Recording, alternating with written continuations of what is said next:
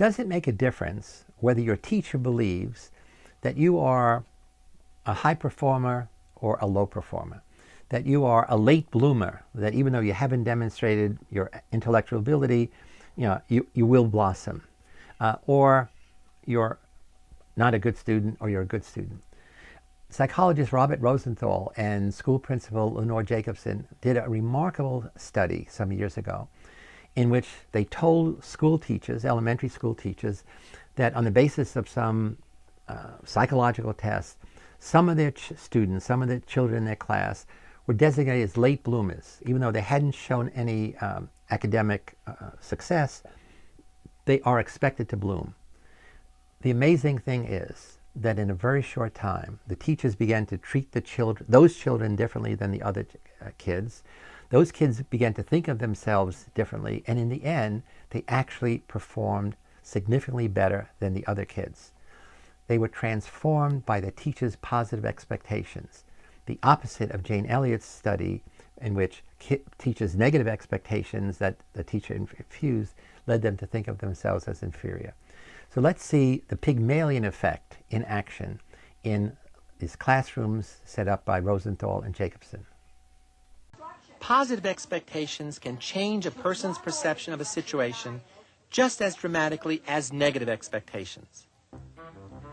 Psychologists call this the Pygmalion effect, after the George Bernard Shaw play of the same name, in which even an uneducated ragamuffin can be transformed into a proper society lady.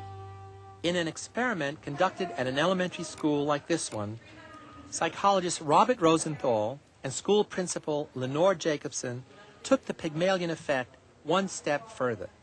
What we wanted to show was the extent to which teachers' expectations could actually affect pupils' intellectual performance, for example, their IQ scores. So what we did was we tested everybody in a school with a test that pretended to be a test that would predict academic blooming, so-called Harvard test of inflected acquisition. And allegedly on the basis of that test, but not really, we gave each of the teachers in the school the names of a handful of children in her classroom that would get smart in the academic year ahead. These kids' names were taken out of a hat. We chose them by means of a table of random numbers. The children themselves did not know in any direct way that teachers were holding certain expectations for them.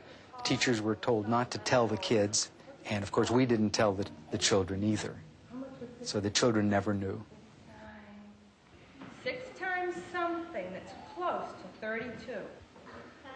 Good. 6 times 5. And then when we tested the children a year later, we found that those kids who'd been alleged to their teachers to be showing or going to show intellectual gains, in fact showed greater intellectual gains than did the children of whom we'd said nothing in particular. So the kids actually got smarter when they were expected to get smarter by their teachers.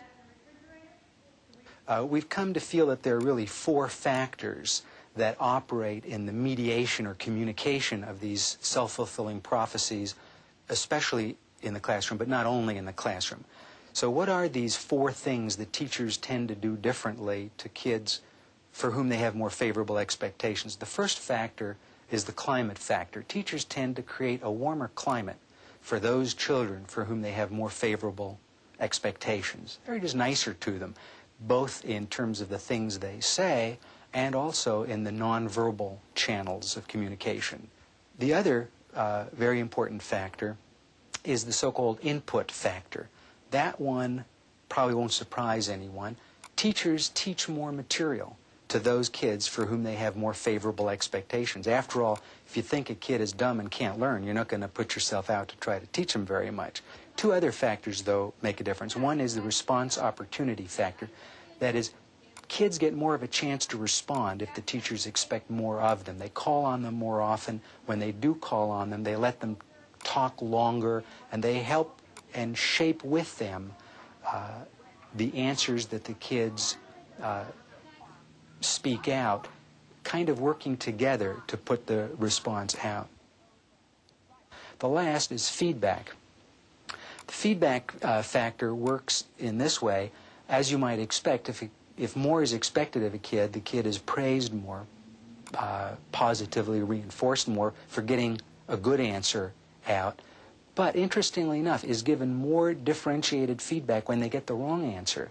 One of the ways in which you can sometimes tell a little bit that the teacher does not have very high expectations for a kid is that the teacher is willing to accept a low-quality response, or it won't really clarify what would have been a good quality response, maybe because he or she feels, well, what's the use? The kid's not smart enough to profit from this additional clarification. So those are the four factors: climate, input, response opportunity, and feedback.